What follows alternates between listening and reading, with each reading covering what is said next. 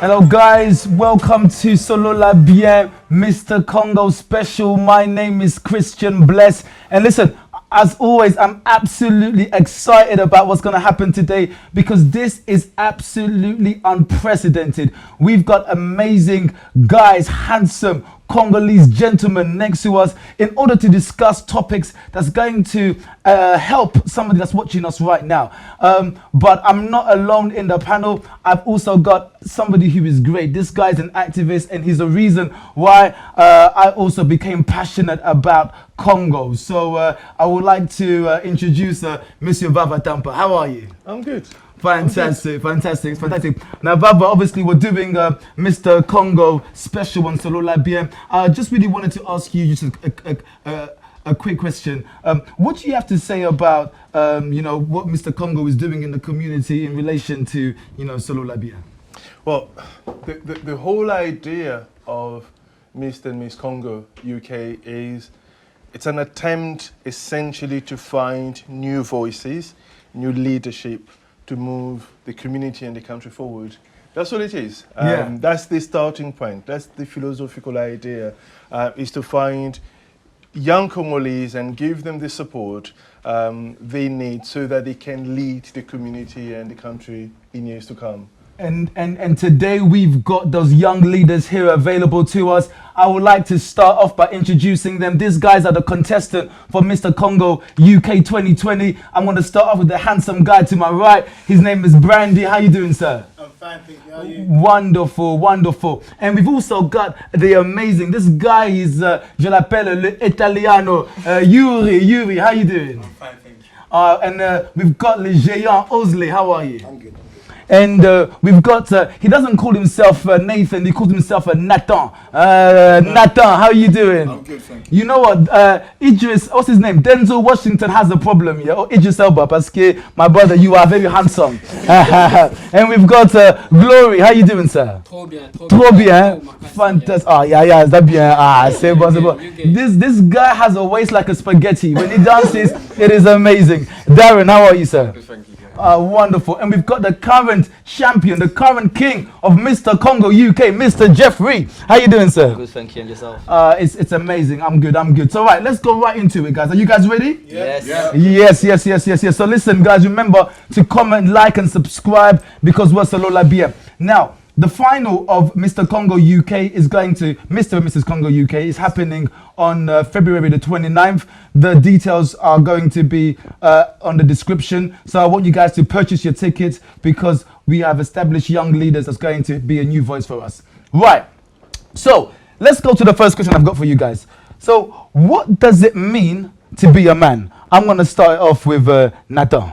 To me, it means to take responsibility, to be consistent in your attitude and to stand by your principles. Okay, fantastic. Chef. Yeah, for me to be a man is to be a provider. A man needs to provide.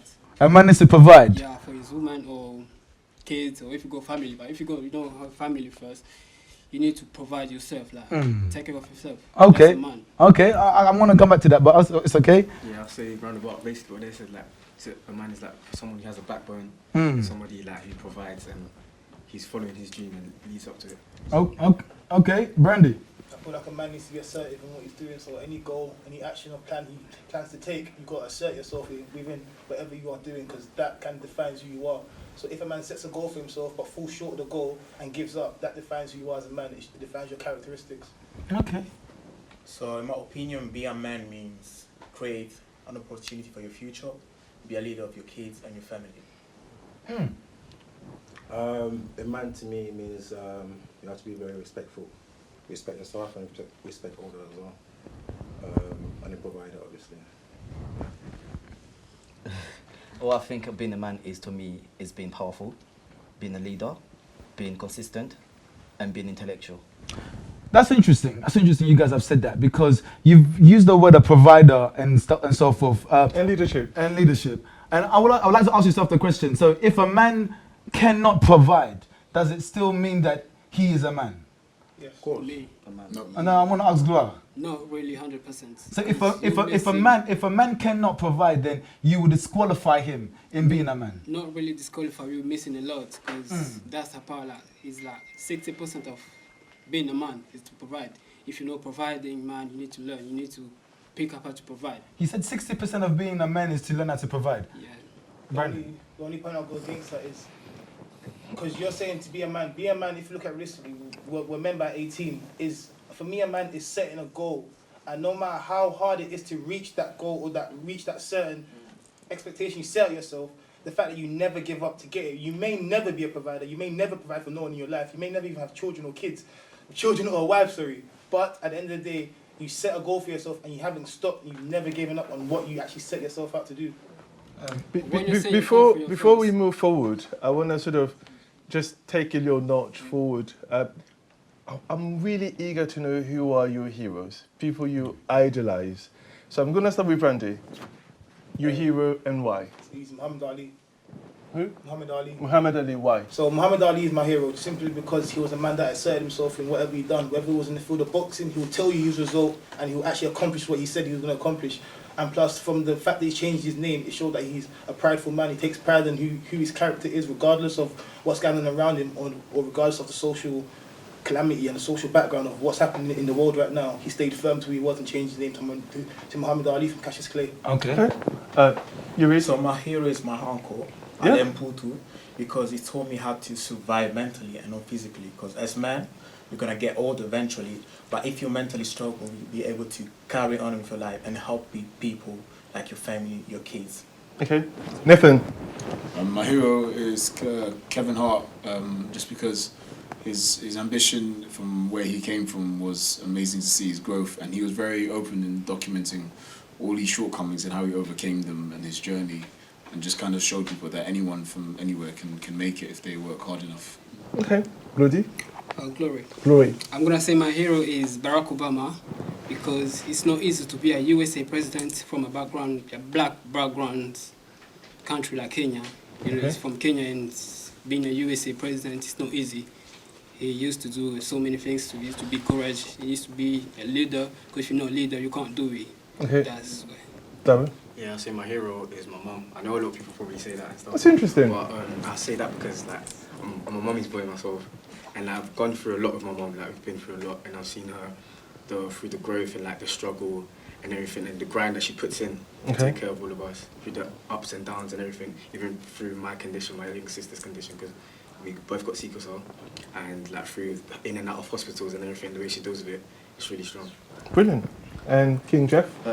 I would say my mom, although she's not alive, but I would say my hero is my mom, even though she's not alive, but when she was alive, my mom never gave up. She worked so hard, like she literally showed me to be the man I am today. So she literally showed me today that I can be responsible and I can do anything that I want in life myself. So she's basically my hero. And the gentleman? It would be my grandfather. Your grandfather? Yeah. He had a big heart, and I grew up with him, so I learned to be like him, basically. Okay.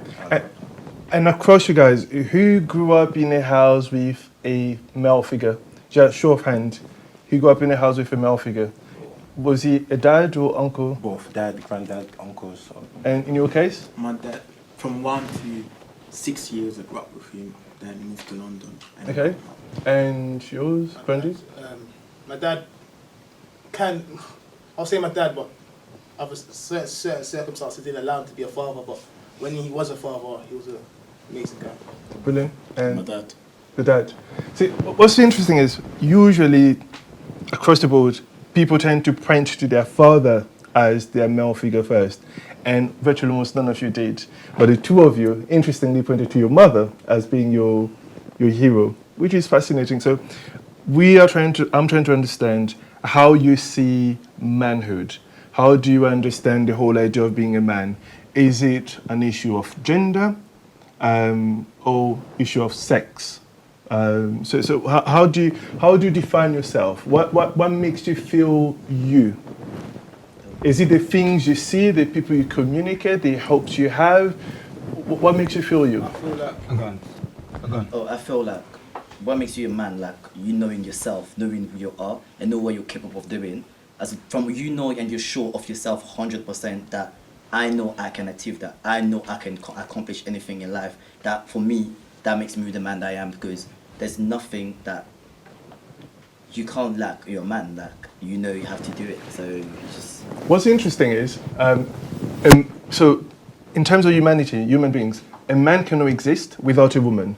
A man comes from a woman. Yeah. So we cannot define ourselves as men without sort of reflecting, looking at the mirror, looking at women and understanding who women are and so forth. So I'm trying to understand, how do you reflect your manhood? You know what you're saying there are good questions, and are questions that, you know, for us to sit down and actually have a deep conversation, because being a man, there's a lot of meaning. You know, for you felt it was being that financial provider. Other people felt is that having that vision. You know, other people had different ideas, and this is why we're here at Solola Bien, because we're enabling us guys to have these sort of conversations. And I think this was just an introduction to many other conversations that we're going to have. So I want you guys, you know, if you want to find out more about the contestants, you want to find out more about Mr. Congo UK, if you can just follow the details below. But we're going to have more shows where we can discuss it in a bit more detail. So I think that was it for today. It was just a quick snapshot. Do not forget that February 29th, we have the Mr. and Mrs. Congo final. You cannot miss it. I don't know, a show of hands, yeah? If you think you're going to win, let me see your hands. We're all gonna win it, man. You're all gonna win it, yeah? So it's one team, yeah?